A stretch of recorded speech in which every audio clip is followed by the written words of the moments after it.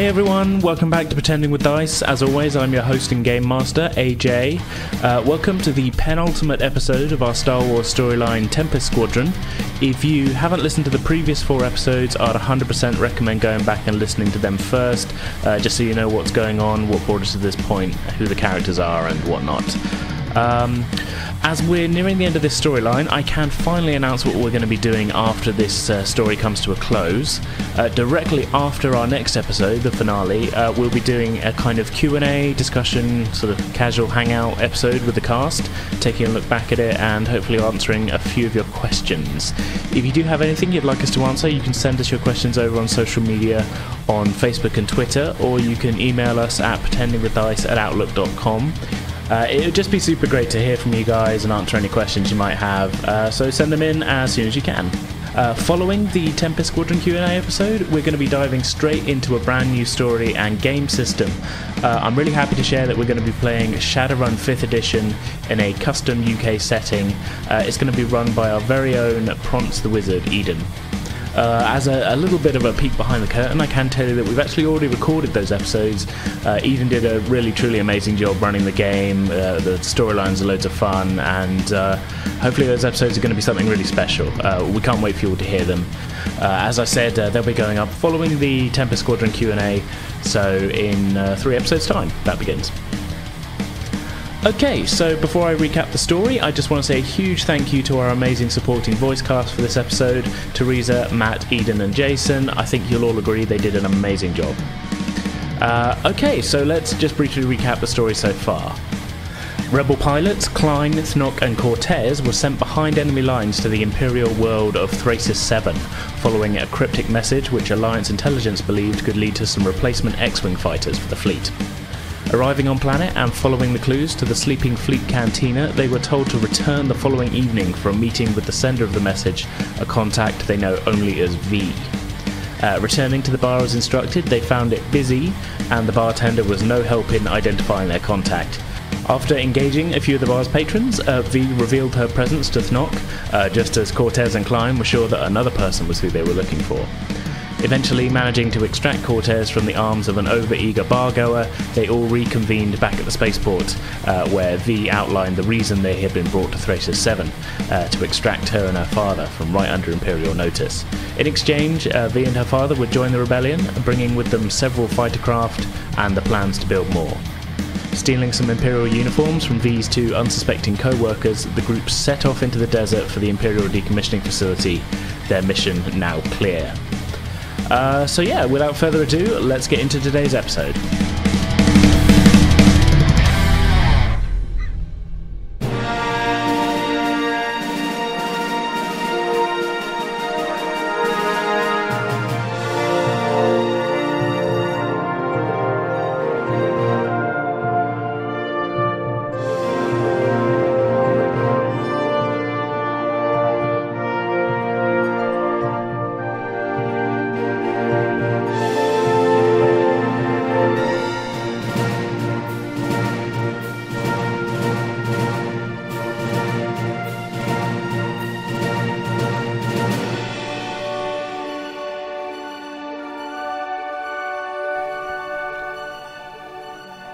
The cool of the night air slowly melts away as the light of the morning sun begins to flood over the wide, flat salt plains of Thrasis 7.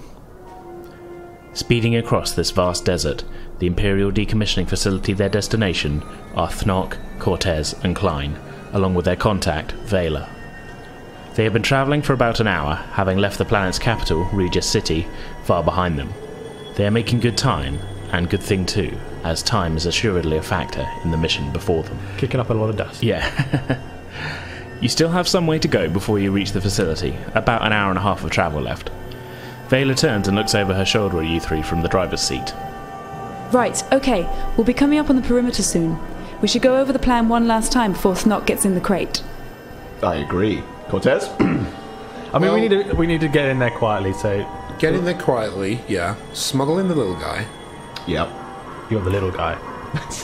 I'd forgotten. I think it'd be handy if Thnock was the one to sneak around to the sensor room, because being so small, he probably will get in undetected.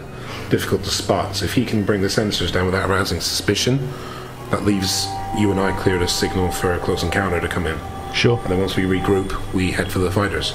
Yeah, man. We'll give that a go. Okay. Yeah. Yeah? And plan B is we just shoot our way out. Shoot first. Yeah. We should head to the Tempest and find my father as soon as we can, really. I haven't spoken to him since before I went to meet you guys, and he'll need to know what the plan is. Let's get the old man, then put the call out. Okay. Yeah. Bear in mind, you've got to get back to the ship anyway to get the fighters. So Yeah. Yeah. So we need to head in that direction anyway. yeah. Let's do it. Okay. Drop Thnock off. Head to the ship. Drop the Thnock. Thnock and roll, baby. Thnock and roll. Okay, so you essentially you're just to recap the plan then. You're gonna sneak in through the main entrance. You two disguised as workers. You Thnock hidden in a box. Mm-hmm. You're gonna drive up to the facility. Thnock's gonna get out. The three of you remaining in the speeder are then gonna drive off, leaving him there next to it. And you're just gonna wait for him at the ship. Yeah, and then I I thought so, yeah. jump out the box and have to find my way to You have to solid snake your way through a facility that you have no map of. Yeah. So this is an interesting plan. We will see how this turns out. A plan nonetheless. It's really well thought out compared to our previous plans, but then it's like, Shoot up, are we going to shoot up stick the bar. to... Hey, it got results. We found V, didn't we? By that comparison, this is fucking expert stuff. Yeah. After roughly an hour more of travel, you begin to see on the horizon what you know to be the huge shapes of the Venator cruisers stored at the facility. As you start your final approach, the scale of these ships really becomes apparent. They tower over everything else from horizon to horizon, and you can understand how you initially mistook them for mountains during your first landing on the planet. Quite a sight, isn't it? Thnock, you should probably get in the box. We'll be at the gate in a minute. Okay. I jump into the box. Okay, so yeah, lifting the lid, it's got quite a few tools in it, but there is just enough space for you to kind of curl up in it. It's very uncomfortable though. It's tool time, baby. You force the lid down on him. You're just like stamping on the lid. Ow! Ow! It's got a click. It's got a click. Wrench in my ass! Okay, leave the talking to me from here on out. We'll all have to swipe our IDs at the gate. Keep your heads down and don't look into any cameras. You look enough like Dirk and Johnston to pass, but if anyone gets a good look at your faces, they'll know something's up. Understood. Okay. So, with Thnock hidden away in the large equipment container in the back of the speeder, you very quickly come to the perimeter fence which surrounds the whole decommissioning facility. It's about 30 feet high and looks very sturdy, like much of the functional Imperial architecture that you're used to. Vela is steering the speeder towards a large gateway entry point. As she brings the speeder to a stop in front of the closed entryway, you can see that it does appear to be unmanned, but to one side of the gate is a sheltered computer terminal with a rather obvious surveillance camera watching over it. As Vela gets out of the speeder, she beckons the two of you, Klyne and Kortez, to follow her. Get those cards ready. Try to look casual, like you've been here before. She swipes her ID card through the terminal, which beeps encouragingly, but there's still no sign of movement from the gate itself. Okay, go for it. The security tower won't open the gate until we've all been cleared. Try our cards, I guess. Yep. Yeah. Try the cards. Yep. Okay.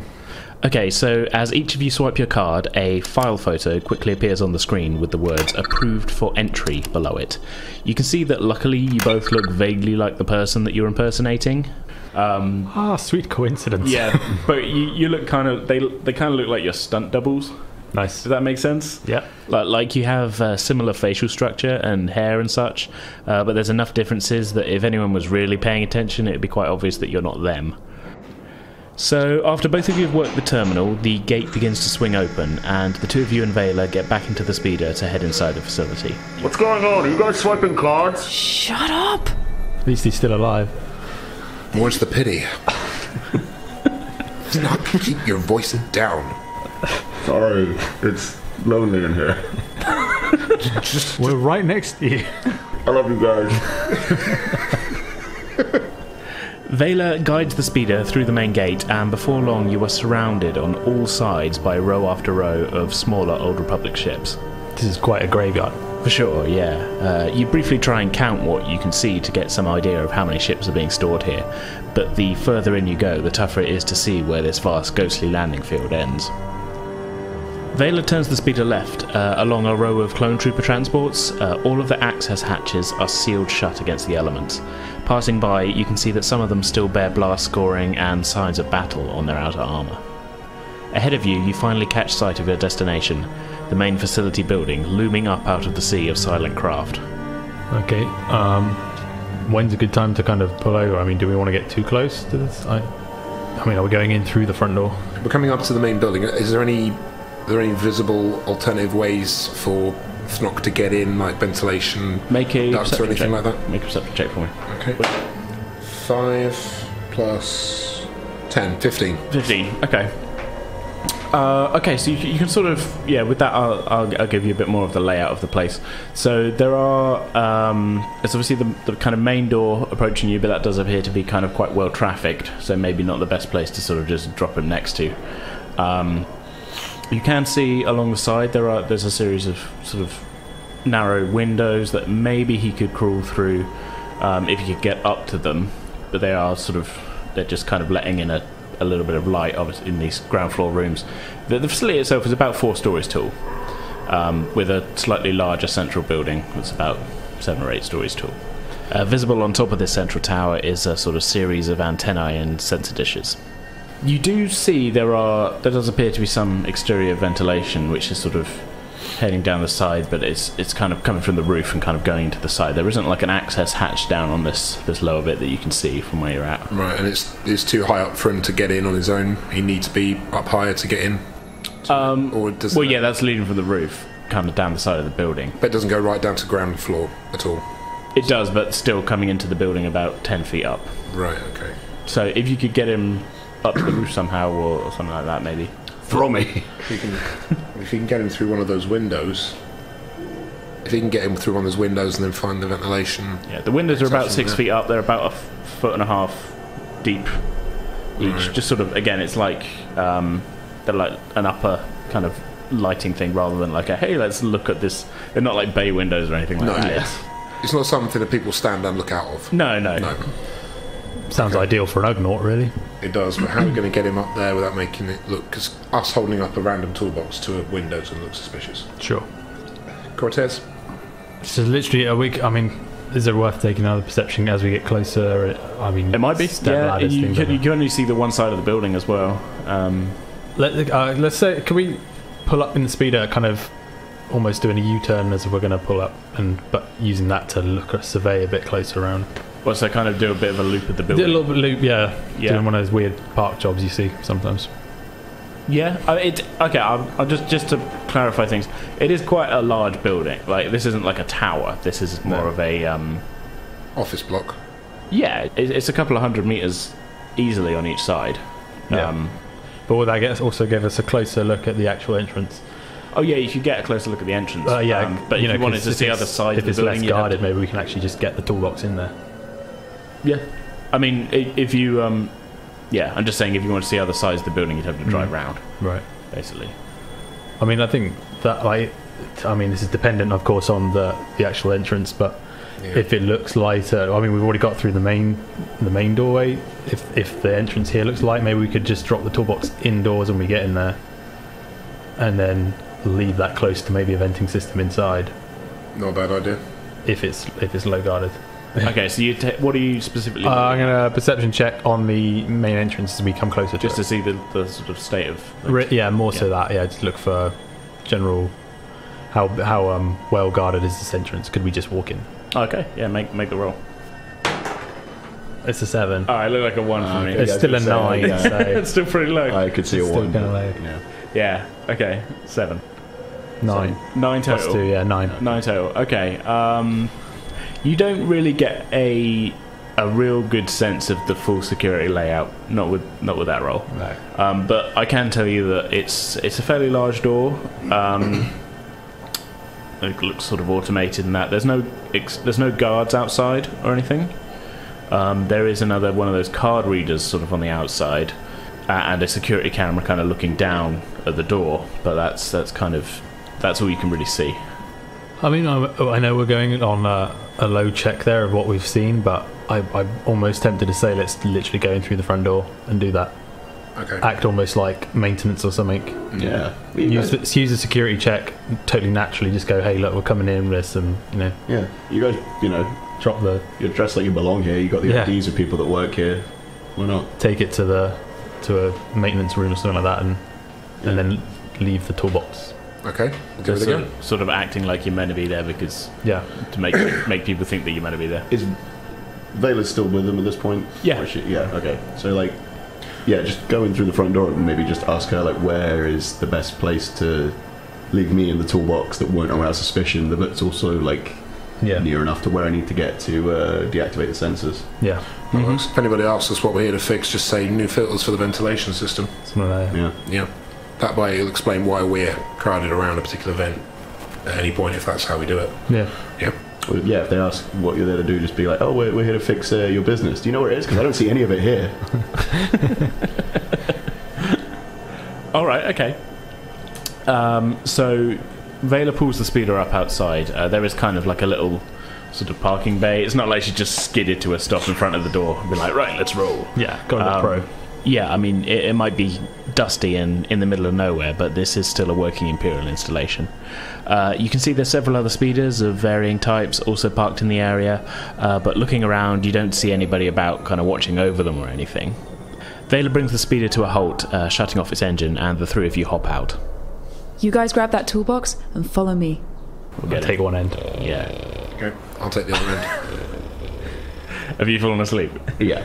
It has been about 20 minutes, half an hour since you got in. Yeah.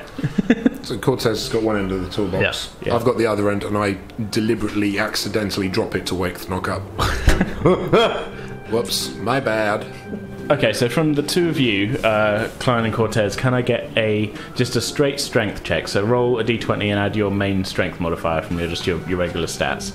Because between the two of you can carry it, but it's kind of a... Natural 16. Natural 16? No additional. No additionals? Roll higher, maybe.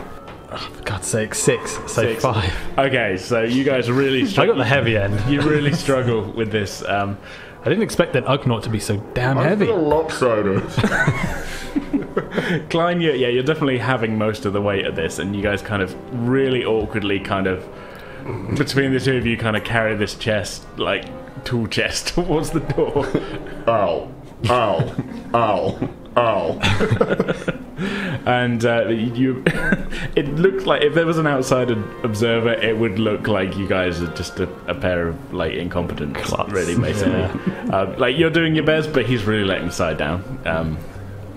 Vela kind of makes it to the door first and turns around. She thought you guys were right behind her with the chest, and she looks back and you're about 20 meters back, still kind of It's that kind of uneven, awkward. It's not like a trolley or anything loaded me onto.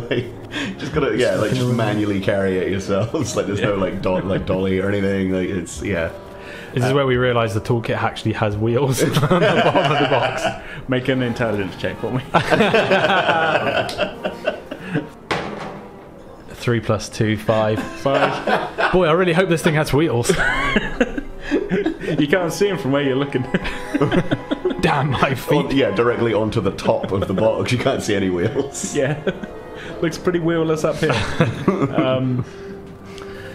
Do you want to check for wheels, or are you just... I'm going to check for wheels. I want to check for wheels. Yeah. 6. Was this perception? I think we just did an intelligence check. This isn't so much checking for wheels. This is are wheels real? Are you guys smart enough to think that there might be wheels on it? Yeah. And what are 8. wheels? 8. I mean, you also look at it and go wow, this would be real handy if this had wheels. Both of you think it would be really helpful if this had wheels. It'd be really helpful if this had wheels. I know what you mean. Are we close to the door now? Yeah, she swipes her card and the door just opens. You guys don't need to do it. I was kind of hoping she'd wait, because then we could put it down and have a breather before picking it up again. Imperials don't get breaks. This is true. Okay, let's keep going. Guys. Okay, so you guys lug it inside. Can I get another strength check from you guys? Maybe Klyne's about to get a second wind. Maybe you can... 16. You say, okay, so you're 16 again. 16, so 15. 15. Okay. So yeah, it's a bit easier. The door's opening makes me feel so much better. Yeah, you feel like, okay, something about the doors opening, you're like, okay, we're inside, we're making it. I can feel the aircon. Yeah. Pretty much. You're like, relief. So the two of you manhandle the Ugnaught filled crate inside, following Vela. Getting your first look around, you can see that it's pretty much a standard Imperial design in here. Dark grey walls with bright white lighting strips along the edges of the floor and ceilings. The main door that you've just passed through has led you into a wide main corridor, which terminates at a T-junction about 100 feet away. You can see a number of people moving around about their business, both technicians and people in more formal Imperial officers' uniforms. Follow me this way. We'll head up to the second floor. There's a storage unit that we can leave the box in. Cool. Vela leads you a short way along this main corridor to a service elevator, and the three of you ride it up in silence to the second floor. Stepping out, it's immediately obvious that it's a little quieter up here. Looking left and right, you can't see any other personnel moving around. Heading round a corner into a side corridor, you quickly come to a smaller door which leads into an equipment store. Okay, put him in there, quickly. Okay, let's place him in the storage unit. Sure. Yeah. So heading inside, there's racks of tools and maintenance equipment lining the walls, with a large bank of power cells on charge in the centre of the floor. Looking around, there's no sign of anyone at all in here. Is there a vent in this room? There is a vent in the room. Excellent. At an ideal height and things around for him to climb up, I guess. Or should we just let him do that? Climb the shelving units and jump in? Probably be able to make his way up there. I can parkour my way into it. Yeah. All right, Okay, all right. Then. We're tapping on the lid of it, just saying like, "Knock, we've dropped you off. Give it like 30 seconds. We're going to head on, and then you can get on with what you need to do." When we give you the signal, just come out of the box and make your way into the vent. I immediately burst out of the box and say, "What?" Subtle. The idea is to be subtle. Oh, sorry. What? Get back in the box and wait. Okay. I mean, he's out of the box now. So. What, the Ugnaught's out of the box? Yeah. I'm, yeah. Okay, sit here, be quiet, and wait for a signal then. I'm going to that vent, I guess. At the doorway, Vela suddenly quickly clicks her fingers to get your attention. Shh, someone's coming. Quick, hide. I get back in the I mean, box. why do we need to hide? Because we're Well, we're in costume Yeah, already. but you're still not those guys. That's true. Yeah. Right, back in the box. Oh, we'll look busy. I hide. The door slides shut, with Vela still in the corridor, and only a second or so passes before, through the small ventilation panel in the door, you could hear the sound of approaching footsteps, followed by a voice that you haven't heard before. Chief Mora, what are you doing here? Oh, Major Tark, I was just grabbing some power cells. My crew are running reactor integrity tests on the Liberation, the Tempest, and the Tranquility. I was under the impression that you'd requested several days of leave. Is that not correct? That must have been a clerical error, sir. I've got leave coming up at the end of the month, but today I'm working. For an agonizing moment, you hear nothing, and even though the three of you can't see him, you can almost feel the intensity of Major Tark's scrutiny in the pointed silence, and don't dare to make a sound lest he hear you. Very well, Chief Mora. I will have to look into who is responsible for this oversight. Carry on. Thank you, Major. Have a good day. You hear footsteps again, receding down the corridor. When they're no longer audible, Vela opens the door to the storage room, looking a little flustered. Phew, that was close. That was Major Tark. I think he bought my story, but if anyone would have known you two aren't who you're pretending to be, it would be him. We'd better get on with this. She steps into the room and the door closes behind her. He's the whole reason I reached out to the Alliance. Since he got put in charge, they've really started clamping down on everything around here. You sounded pretty uptight about that paperwork. I mean, whoever, Yeah, he's a real pencil pusher. whoever, put that across his desk is better watch out. Well, I did put the paperwork in. He had that right. I just didn't expect to run into him up here so quickly. Anyone else wouldn't have questioned me being here. Yeah, you should probably, it's probably a good thing you're leaving. Yeah, it sounds like you at minimum you're going to face some disciplinary action. So it's probably good you're getting out of here, to be honest. Yeah, well, I'm not exactly expecting these guys to honor my overtime pay after we pull this off. Look, there's the vent cover. You should be able to use that to sneak around this place. Okay, where am I going? That depends. There's a couple of ways you could do this. They're both kind of risky, to be honest, but we've got to get it done. If you're planning on hacking the system, you'll need to get through to the computer core in the central tower. It'll probably take them a while to realize the sensors are down that way, but then they could just turn them back on again. Unless you damage the core. But that'll just bring security running. The other way to do this would be to get down to the power generators in the sub-basement. If you cut the power, the whole system will go down. The generators have been having some issues recently, so you'll probably just have maintenance crews heading your way, at least at first. Cutting the power isn't exactly subtle, though, and you'd have to make sure they can't just turn it back on straight away. It sounds as though I got a better shot of doing the second option of just cutting the power entirely, rather than just doing it via the because that's only sounds like that would only be like a temporary solution. There'll be like a much smaller window to get everything done. Well, whatever you think is best. You're the expert. Signal us when you're done, and we'll figure out a way to get you to the Tempest. Okay. Where am I going? Oh, right. Well, the computer core is over there in the central tower. The vents do lead that way, but you'll have to climb up a floor to get over there. Okay. The power generators are down in the sub-basement, 4 floors down. I think the vents should go all the way. Right, okay. So I gotta use these vents to go downward. That's gonna be fun. Okay. See you guys later. I'll lock the door behind us when we leave. We'll head over to the Tempest and wait for your signal. So the 3 humans leave the room, Vela making sure that the door is locked behind you. After it closes, Thnock, you begin shimmying into the narrow ventway, which you find is only just large enough for you. Klyne and Kortez, you follow Vela quickly back down to the ground level, leaving the building by the way that you entered, and you head back out to the speeder. We'll have to take the scenic route over to the Tempest, I reckon. Act like we're doing a bit of work on some other ships first. I think I had Tark fooled, but the last thing we want to do is lead him straight there if he's keeping an eye on me. Okay, so don't act weird. So, true to her word, Vela guides the speeder on a long route around the facility grounds, stopping once or twice, pretending to check on various monitoring devices and such.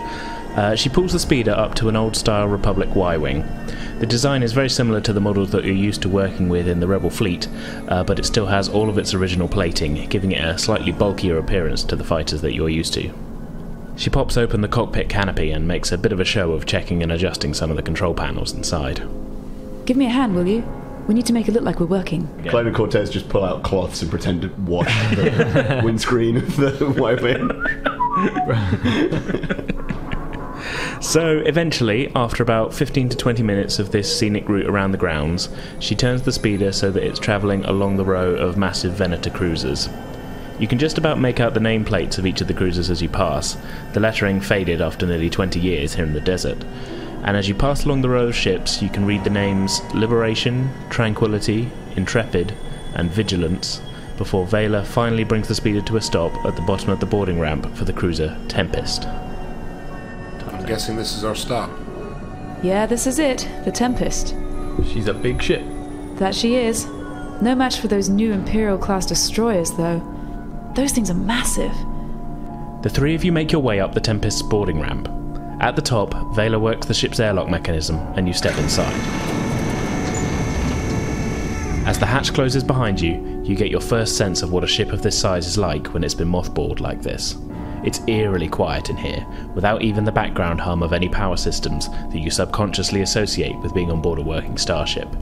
It's almost completely dark in here too, although every 20 to 30 metres along the corridor, a single lighting panel is still active, letting you see where you're going at least. A little weird, huh? A ship this size so quiet? The reactors are all offline, but we keep the long-term capacitors charged and run a couple of smaller systems. Life support and things like that. Nah, no need for life support when it's on the ground like this. Thinking about it though, I probably will need to power the reactors back up to open the hangar doors.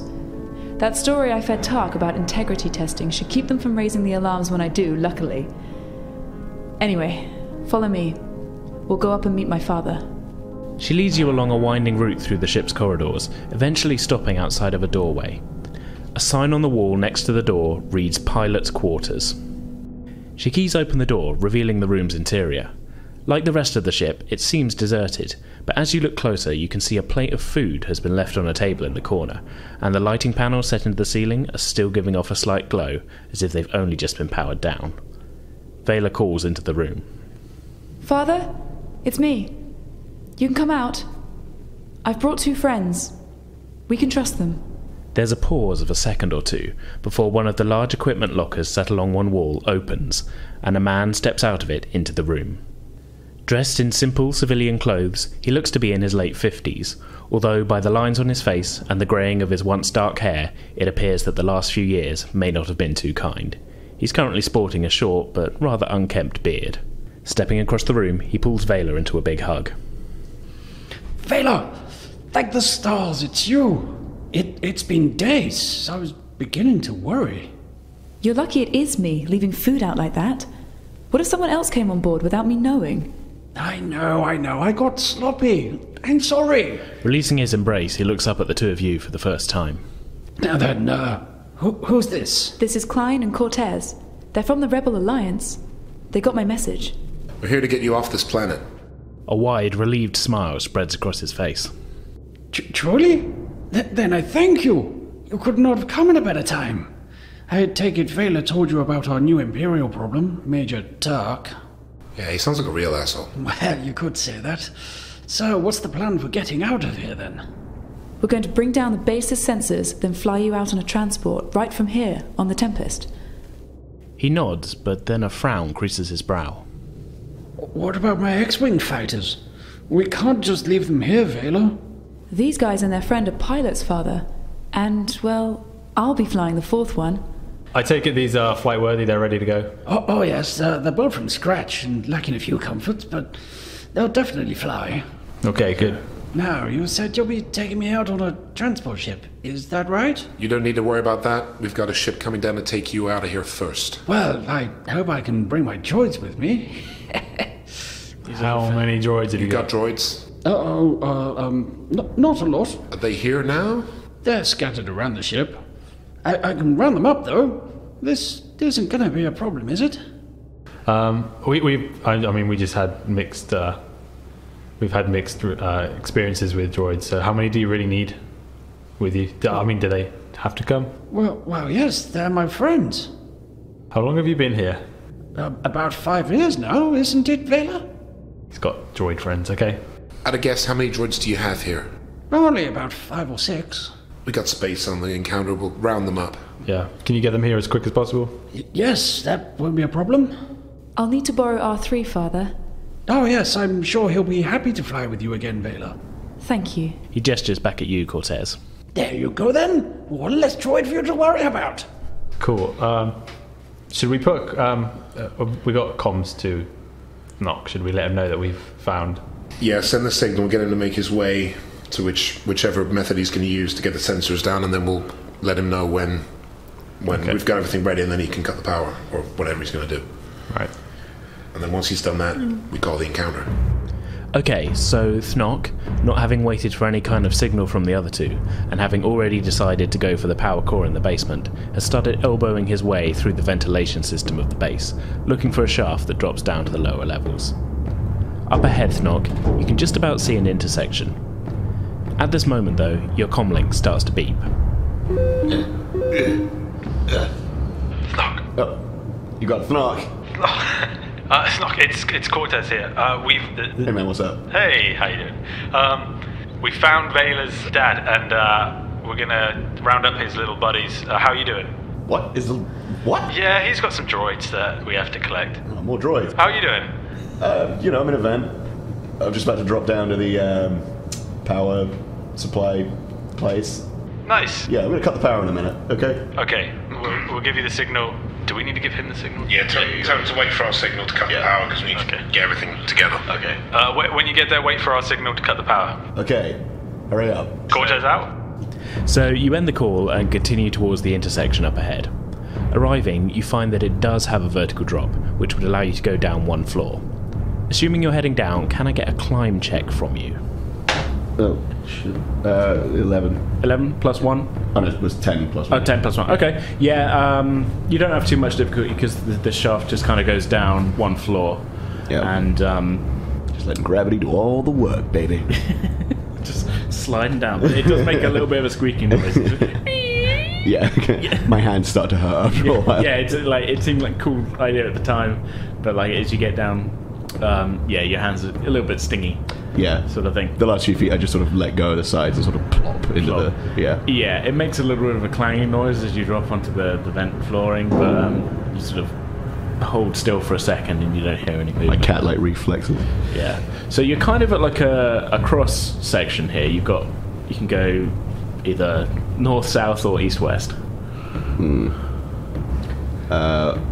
Where did Vela tell me to go? She didn't really give you detailed instructions on the vent layout, only so much as to say that you would have to head up a floor if you wanted to cross over to the central tower, or head down 4 floors if you wanted to head to the basement. Provided that's still your goal, after that last drop you've got 3 more to go. Okay. And this moment in time I can only move like... Yeah, you can't continue dropping down just from where you are. Okay. Let's try going south. South? Okay. So, heading in the direction of, what you think might be south, you travel for about 30 feet before up ahead you can see light filtering into the confined space from the side. Looking through the mesh covering that's on that side as you come to it, you can see that the ventway is passing through what looks to be an employee break room of some sort. Sat at a table in the room are 2 workers in maintenance coveralls. Okay. Just take a second to listen in to what they're saying. Maybe I can get some intel. Maybe. It's bullshit, man. We have to pull double shifts just because Morrow takes last-minute leave. Yeah, tell me about it. I spent all night doing dust clearance on a bunch of lads by myself, while she's off living it up in Regis with her 2 favourites. I swear when I get off this shift, I'm putting in a complaint. Yeah, and I wouldn't blame you. While listening in, Thnock, you've been slowly edging along the narrow passageway. At that moment, as you move your hand to a new position, the metal ventway creaks loudly beneath you, and you freeze in place, not daring to make another sound. Huh. Now the vents are acting up. They'll probably have us fix that next. Ah, screw 'em. I'm taking my break and there's nothing they can do about it. You wait motionless for another couple of minutes, listening to the 2 workers continue to gripe about their jobs. Eventually, their break over, they get up and leave the room, and you breathe a long sigh of relief before moving on again. Anyway, carry on. Carrying on. So you keep moving for about another 30 feet, and you come to another intersection. We continue south. Continuing south? Okay. So you don't travel far to the south before you come to a dead end. Right. Inspecting the wall ahead of you, however, you can see it's actually composed of a series of rotating slats, and pulling on one, you can see that on the other side is a fine mesh screen, and beyond that, the exterior of the facility. Yeah. So if I go through that, I'm outside. Yeah. I'm 1 floor up. Here we go. But as you look directly to your left, there is a little alcove with another drop down. Oh, okay. So yeah, I head into that alcove. Head into that. Okay, can I get another Klyne check? This one does seem to continue down, although you can see a hole sort of halfway down. That's, so 15 plus 1, 16? Yeah, okay, yeah, you make your way down without any trouble. So you can continue down to the basement. Yeah. All the way to the basement. You then still have to make your way down to the sub-basement from there. Or you can come off at the ground floor and have a look around there, if you like. No, just head straight to the basement. Straight to the basement? Yeah. Heading... sort of, you very quickly get the sort of lay of the land of the kind of the extent of the vent network where you are, and it does look like you're going to have to get out of the vent at this level. Okay. Okay. So am I near like one of those openings of the vent, like the sort of? You can, yeah. You find a way out. Okay. If I just look through that and make sure that I'm alone wherever I am. Sure. Make a perception check for me. That's 15, so it's plus 4 is 19. Yeah. Yeah, you've got a fairly decent vantage point from where you are, so you get a good sense of the room that you'll be dropping into. This part of the facility's basement level is pretty open plan, with a large number of crates stacked neatly in rows all around you. Looking to your right, you can see the main elevator shaft, which is currently closed. After a second or two, a man in a technician's uniform walks across your field of view, heading for the elevator. As you watch, he swipes an ID card into the console next to the doors, and after a moment they open, and he steps onto the elevator itself. The doors close, and after waiting a little longer, with no other signs of life visible to you, you think that it will probably be safe for you to get out of the vent at this point. Okay, yeah, so I bust out. Yeah, you drop 5-6 feet to the floor, but you knew you knew what the score was, and yeah, you were prepared. So you land on your feet. Looking around, as I said, there's a lot of sealed storage crates all around you, and to your right is the elevator. Okay, so yeah, head over to that elevator. Sure. And press the button, I guess, and wait for it. It does nothing. Oh, is it only going to work if I fucking work here? There is a card reader slot on it. Okay.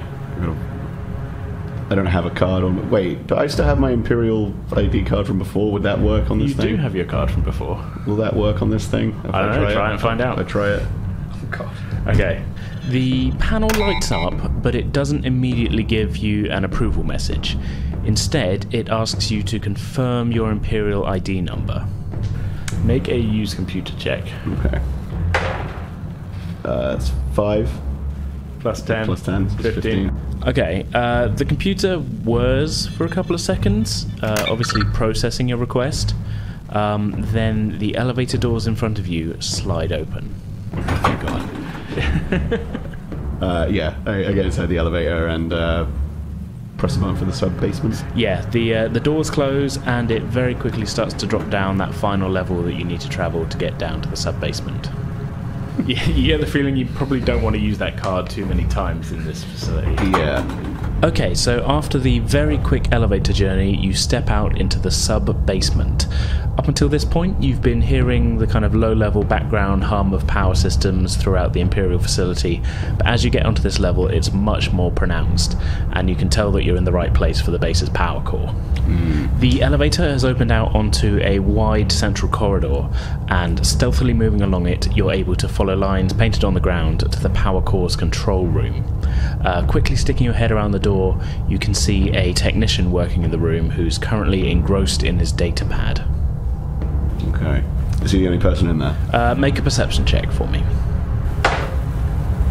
17 plus 4. From what you can see, yeah, he appears to be alone in the control room. Okay. How to go about this? Do I have any piano wire on me?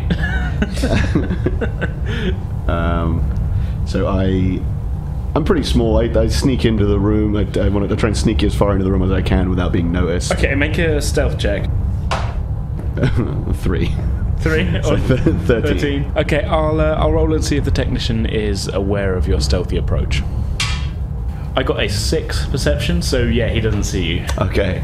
So yeah, even though you're not making the most stealthy of moves into this room, it's pretty loud in here, and he's busy checking readings on his data pad, so he's not aware at all of you sneaking up on him. Okay.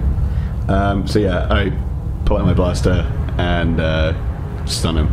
Stun him? Okay, Yeah. make an attack roll. Okay. 16 plus 7. So Yeah, that's definitely a hit. 23. 23, yeah, that's a hit. Okay, so roll some damage. 3d6 plus 3. 2. 8. 12. 12 total? No, plus 3. So Plus 15. 15? Yeah, this guy just, like, without a word, just goes down, just hitting the... As I shoot him, I say, "Hey, fuckhead!"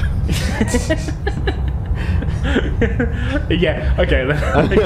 So you come up behind him, you pull your gun, like you sneak up behind him. Yeah. You go, "Hey, fuckhead!" He turns and you just shoot him, and like you've got a real look of surprise on his face as he kind of Timber. Yeah, he's kind of blasted backwards a little bit and just kind of crumples on the floor. Okay. Stunned. I just go through his pockets real quick. Sure. Okay. You find a comlink. Okay. This fucker got an ID card I can take? He does have an ID card. Okay. Yoink. He's got his data pad, and he's also got like a little mini toolkit. Okay. No weapon though. Right. Okay. Could I can use this data pad presumably to cut the power? It's currently tied into the system. Yeah, he seems to have been taking down some readings on power levels, so it might be quicker than hacking in yourself. Yeah. Okay. So yeah. I prep this guy's data pad to cut the power once I get the signal. Sure. Okay. Do I need to roll for that, or...? Yeah, make a use computer check for me. The fact that he's already tied into the power system isn't going to make it hard for you to just shut the thing down, but if you're trying to make it harder for them to turn it back on again, that's going to need a little skill. 4. 14. Yeah, you're able to patch in a command to make it work, but you're not too sure how long that will really keep them from powering it back up again. You'll just have to kind of hope for the best with that. Cool. Okay. So you're kind of ready to go. Okay. While all of this has been going on, back over on the Tempest, Vela's father has led her, Kortez and Klyne from his hideout in the pilot's quarters down to the Tempest's hangar deck. Looking up to the centre of the chamber as you enter, you can see the huge bay doors, securely closed, blocking out the elements, and your escape. In its heyday, each of the wide maintenance bays lining this deck would have been filled with Ark fighters and transports for the clone army, maybe even an occasional Jedi starfighter. Now, however, they are all very much empty. That is, except for the bay which Dr. Mora leads you to. Along the back wall, your eyes are immediately drawn to the unmistakable shapes of fighter craft, currently hidden under large dust cloths. An R3 unit wheels itself into view from behind one of the X-Wings, and begins to beep happily as it sees you all approach. Hey buddy, how you doing? Keeping Dad out of trouble? With a noticeable spring in his step, Dr. Mora steps forward and pulls the dust cloth from the closest X-Wing. Here they are. Well, what I've been able to cobble together over the last few years. In turn, all of the dust cloths are removed, and you get a look at the fighters. They look complete, although it is quite obvious to you that they were built by hand. All of the panelling is unpainted, and there's just a general sense that they're not quite up to the finished standard of the ones that the Alliance is currently flying. Yeah. So, yes, the frames are brand new. Most of the electronics and panelling was taken from derelict fighters here on the base, though. We had to smuggle the engines in from off-world, but 16 of them over the course of 5 years isn't too conspicuous. Says you. I'm the one who had to fake up the requisition orders. He smiles at her and continues, obviously excited to be showing you his fighters. So, no torpedoes for the launchers, I'm afraid, but the laser cannons should work fine. I stripped them from some of the old Arc 170s. Not as powerful as some of the more modern guns, but they should suffice until we get them back to your people. He pats the nose cone of the nearest fighter. I'm rather proud of these.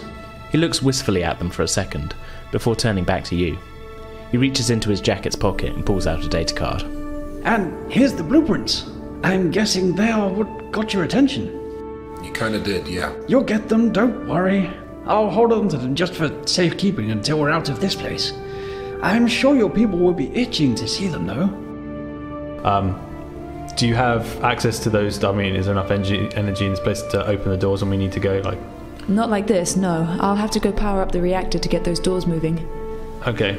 And that's the only way out, right, with these ships? With these, yeah. We'll need to land your freighter in this bay too. Yeah. Okay. That will attract attention. It will. Yeah, but if Thnock does his job, it shouldn't be a problem. Yeah, do you want to get him on comms and see if he's found a way to turn the power off?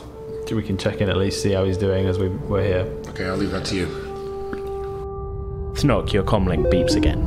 Golden years. Go. What? Hey, Kortez, what's up? Hey, Thnock, we found the ships. We're pretty much here ready. We just need to check how you're doing, whether you're ready to cut the power. Yeah, man, I'm in position. Stunned this data technician guy or whatever. Nice. Yeah, he went over like a sack of shit. Okay, so if we're going to put the call out as well, that'll give you 20 minutes or... I mean, actually, how are we going to get back together after this? If everything's about to happen, we all need to make a... He needs a way back. Yeah, this is probably where we shouldn't have split. Yeah. With the power down in the facilities, some doors will probably just still be open, so you probably make a clean run to a speeder bike and then... Yeah, I'll do that. Or whatever. Okay, so Vela, if you get ready to turn on the reactor and get those doors down. Right. Thnock, wait for my signal. So we'll give him the signal, he'll drop the power, and then reactor goes on then, rather than do it beforehand. Well, hang on. With timing this tight, I should go start that now. It's not an instantaneous thing, you know. It'll take a couple of minutes to warm back up. Will the warm-up be detected? It might be. But they think we're here to run reactor tests, remember? It shouldn't ring too many alarm bells if I power it up before he does his thing. Okay. Get it warmed up. After a few minutes, I'll put the call in for Thnock to take down the reactor. On it now.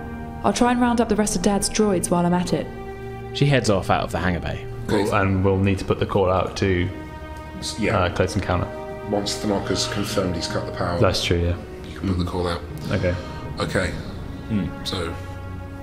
Over the next several minutes, you start to hear and see signs of the ship coming back to life as Vela powers up the reactor core. Lighting panels come online in the ceiling, and you slowly become aware of the increased background noise as the thrum of the reactor vibrates throughout the ship. Okay, I think we're ready. Thnock? Yes. Alderaan. You say Elder Wand? Alderaan! Oh. Just cut the damn power! Okay. Yeah, I pressed the thing on the datapad to cut the power. Okay. Red lights begin flashing throughout the control room as the reactor suddenly powers down. For a second, you're plunged into darkness, lit only by the stolen technician's datapad, and then deep red emergency lighting flickers to life, bathing the whole level in a crimson glow. So dramatic. Okay, I bet a whole ass. Can I try the elevator just see if it still works? Sure, you can try it. Emergency power. Yeah. Like so I put this guy's ID card on it. The elevator panel does briefly light up, but only to display a warning message that reads, "System inoperable, use emergency exits," before going dark again. Okay. I go to the emergency exit. As you look, on both sides of the elevator, panels in the wall have slid aside, revealing ladders, also lit only by the red emergency lighting. Right, yeah, I start shimmying up that ladder. You going left or right? Let's go left. Left, okay.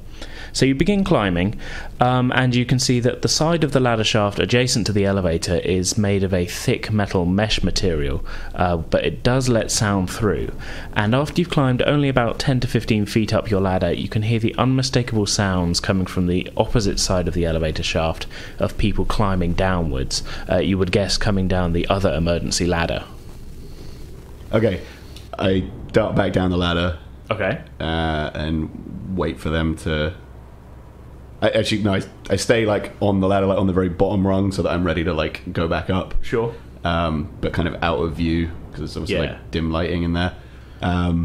And yeah, I wait for them to get to the bottom of their ladder. Okay, so as they step away from the ladder and into your view, you can hear their voices, and through the dim emergency lighting, you get a good look at the two technicians who've come down to check on the power core. It appears that it's the same two workers that you overheard earlier while crawling through the vents. Huh. Wasn't MB meant to be on duty down here? Yeah. Of course he wanders off when the power system's completely balked. You watch them walk away up the corridor towards the power core room. Right. I haven't got like a clean shot out of them. You do have a clean shot, as it happens. They're pretty much walking just directly away from you at this point, down a wide open corridor. Right. Okay.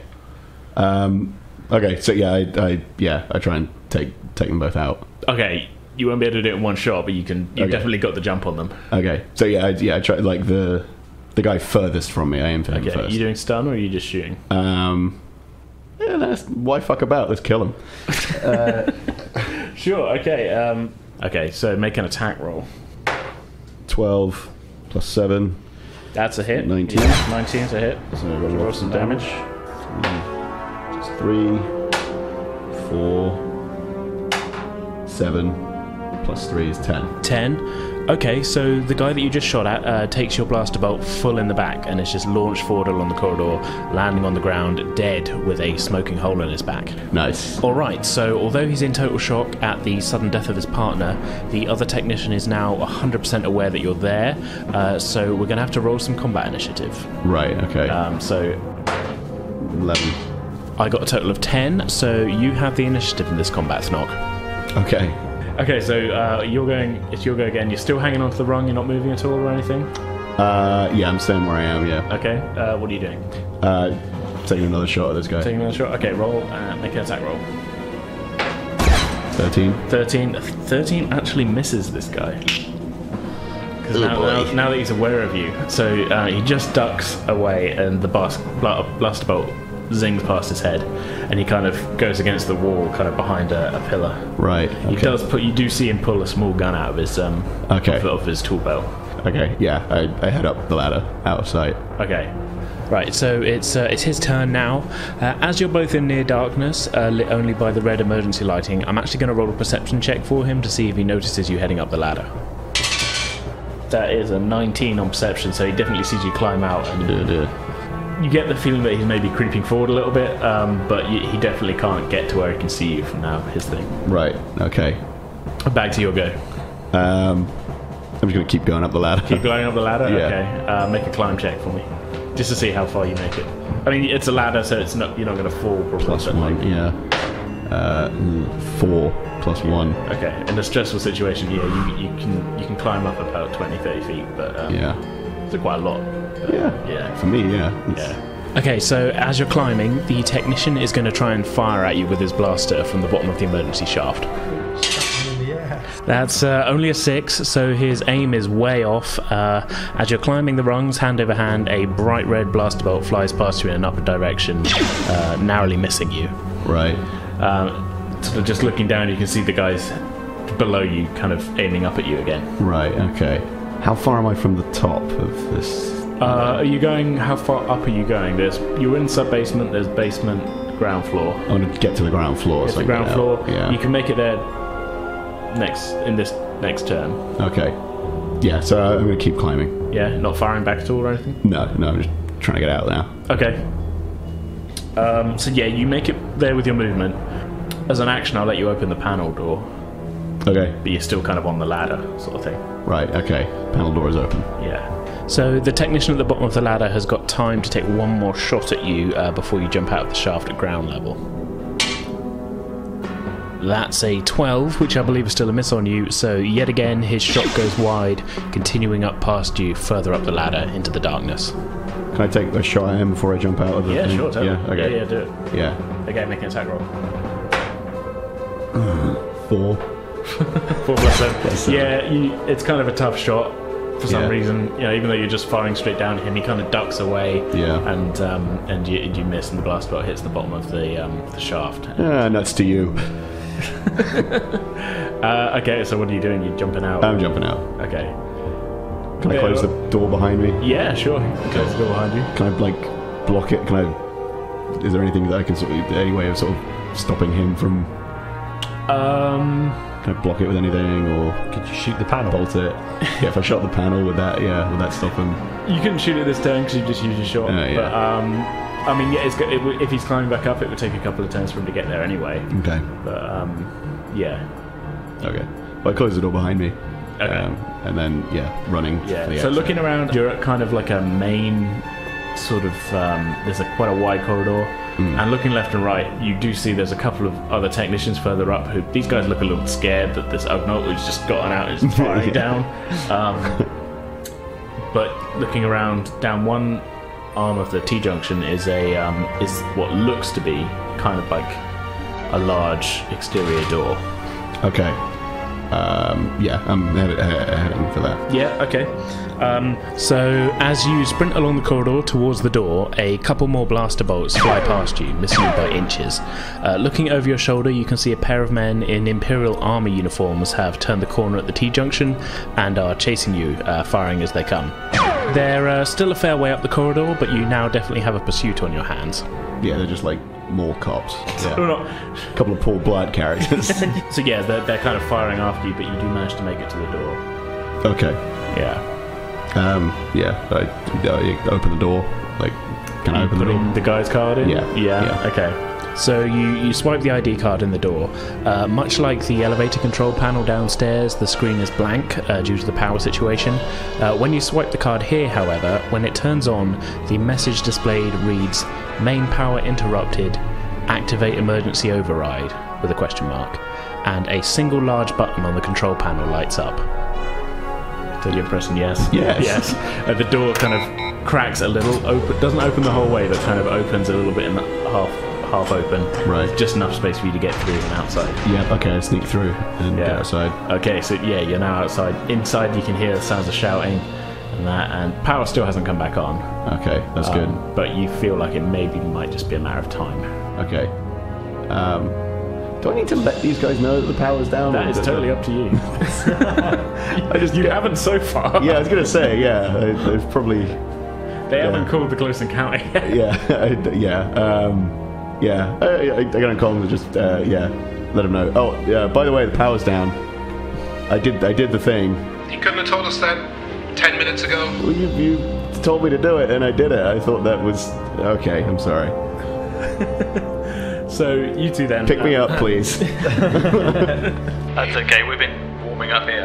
We can't pick him up, we can't pick you up, you've got to get to us and get in one of the fighters. Oh, whatever. Okay. Steel speeder. Okay. Any transport? There's a or couple of thing there? speeders parked across the way. Yeah. None of them look particularly fast. They're sort of like personnel speeders, but they're definitely quicker than you walking what would probably be a 20-minute, half an hour walk to the ship. Yeah, okay. So I jump on one of the speeders and hotwire it. Yeah. It kind of chunks to life, and you can see there's a couple of like little sort of knickknacks kind of on the dashboard and that, and there's a whole bunch of like empty food wrappers in the footwell of the on the passenger side. It doesn't smell particularly great in here, but it kind of chugs to life, and you're able to kind of peel away from the building. Glancing in the rearview mirror, you can see the pair of guards trying briefly and failing to chase you down on foot as you speed off. They do raise their blasters and fire at you again, however. One of them kind of splashes off the back windscreen, and it kind of smashes.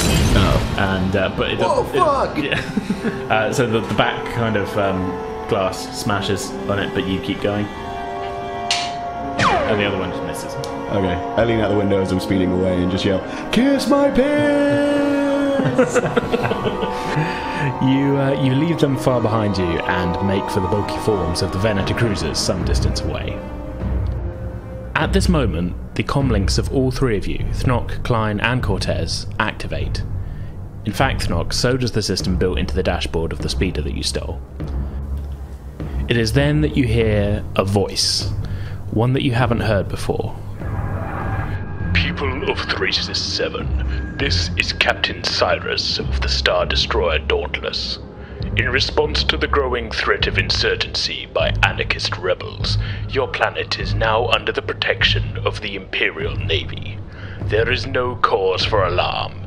Your planet and homes are now safe. I got a bad feeling about this.